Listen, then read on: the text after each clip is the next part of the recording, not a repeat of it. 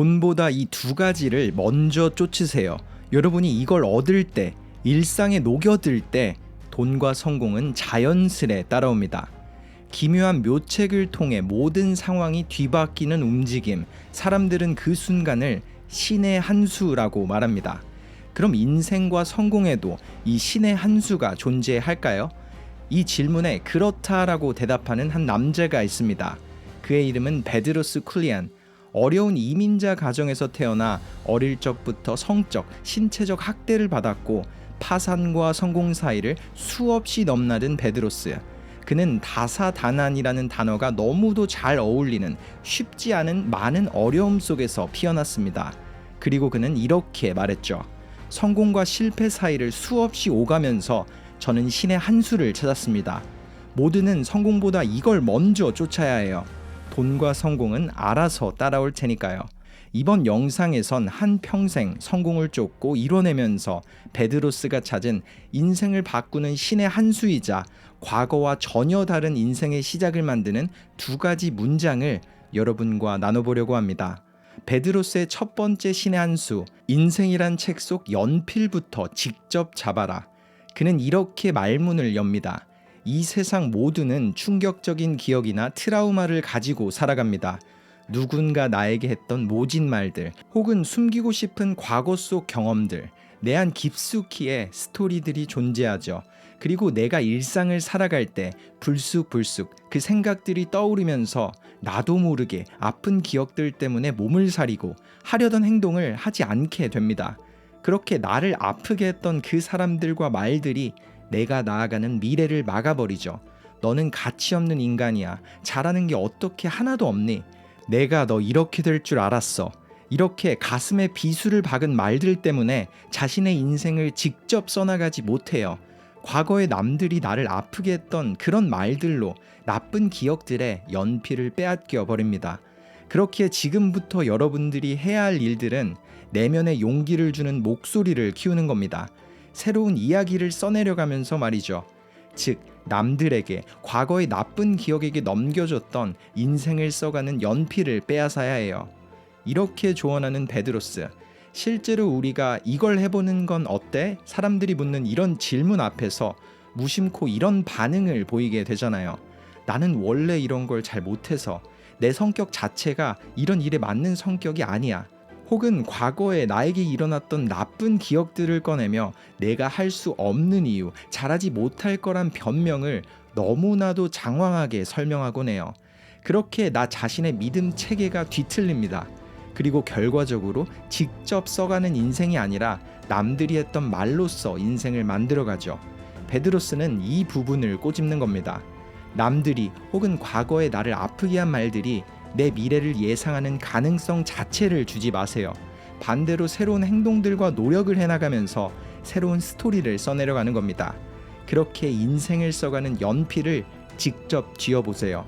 지금부터의 모든 행동들은 남들이나 과거의 기억이 아닌 미래의 내 모습만 보면서 해나가는 겁니다.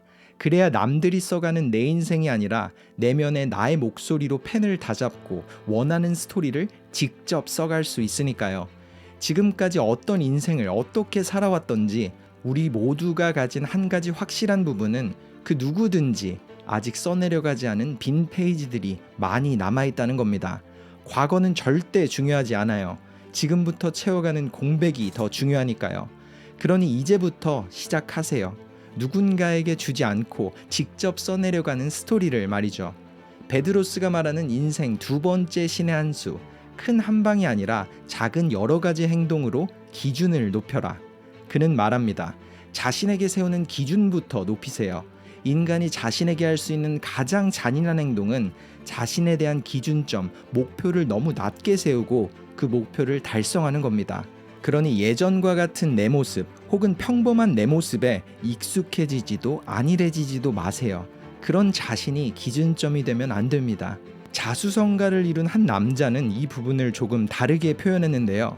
자신이 성공할 수 있었던 이유로 아버지가 해준 한 가지 문장을 공유했죠. 아들아, 만약 너가 절대 실패하지 않을 걸 안다면 얼마나 큰 꿈을 꾸고 싶니? 인생의 목표는 그렇게 크게 잡거라.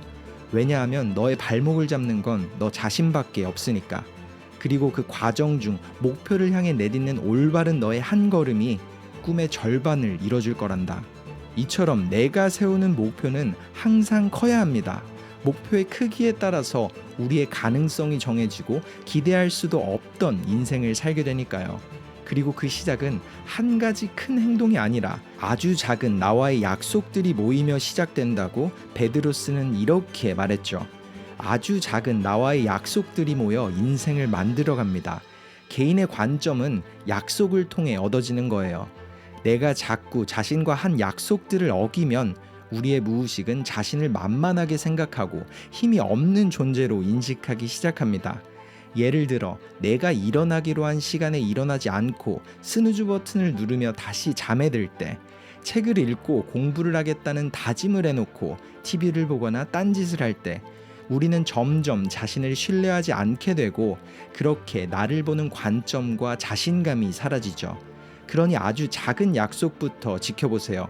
이렇게 말하는 베드로스, 그의 조언처럼 우리는 작게 속삭이는 내면의 목소리에 귀를 기울여야 합니다. 예를 들자면 하기 싫은 일을 앞두고 그럼에도 불구하고 해야만 한다는 속삭임, 혹은 정말 피곤한 아침 알람이 울릴 때, 아니면 스트레스 받고 퇴근하는 길에 그럼에도 운동을 해야 하지 않을까라는 작은 속삭임이 들릴 때 무시하면 안 됩니다. 그럴 때일수록 꼭 지켜나가는 연습을 해야 해요. 그런 작은 약속들을 지켜나갈 때 나 자신과 내 선택을 믿는 자신감이 생기니까요. 그리고 베드로스의 조언처럼 큰 목표를 세우고 새로운 도전을 시작하기 전에 그걸 이룬 내 모습은 어떨지를 상상해 보세요. 간절히 원하던 걸 손에 넣은 내 모습을 말이죠. 과연 미래의 나는 큰 하나의 행동을 통해 간절히 원하던 목표를 이뤘을까요? 아니면 수많은 작은 약속들을 지키고 나 자신에 대한 믿음을 한 발자국씩 채워갈 때 내가 정의한 성공을 손에 쥐게 됐을까요? 수많은 멘토들이 하는 말처럼 성공을 이룬 사람들의 공통점은 한 가지 행동이 아닌 나 자신이 성공 그 자체가 되는 그런 꾸준한 끈기가 있었다는 겁니다. 즉, 하나가 바뀔 때 전체가 바뀌는 것이 아니라 작은 부분들이 하나씩 바뀌어가며 나도 모르는 사이에 전혀 다른 내가 되는 걸 느끼는 거죠. 그러므로 한순간에 일어나는 성공은 존재하지 않습니다. 그저 수많은 작은 것들의 변화가 이어지며 눈에 보이지 않던 성과가 눈에 보이기 시작할 때 사람들은 그 순간을 신의 한 수라고 표현하는 거죠. 오늘 영상 속 베드로스의 인사이트를 요약하자면, 내가 아닌 과거의 기억이나 남들의 말에 인생을 써가는 연필을 쥐어주지 말고 과거가 아닌 미래의 내 모습을 보며 인생이란 남은 페이지를 직접 써내려가는 것, 그리고 실패가 불가능하다는 가정을 통해 여태 가져보지 못한 큰 목표로 기준치를 올리고 큰 변화 혹은 기회를 기다리기보다 나와의 작은 약속들과 행동들로 지금 시작하는 것, 이렇게 정리할 수 있을 것 같습니다. 그러니 오늘 이 순간부터 삶의 주인공이 되어보세요. 나를 약하게 하던 목소리를 뒤로하고 내면의 목소리, 나아가는 속삭임에 집중하세요. 나를 막는 건 나 자신밖에 없습니다. 이번 영상 속 두 가지 인사이트가 영상을 접한 많은 분들에게 인생이란 책을 쓰고 있는 글쓴이가 누군지, 그리고 내 가능성의 한계를 정한 시점이 어딘지 다시 한번 돌아보게 만들고 과거에서 벗어나 지금을 살아가는 의미 있는 첫 걸음을 만들었길 바랍니다. 터닝포인트였습니다.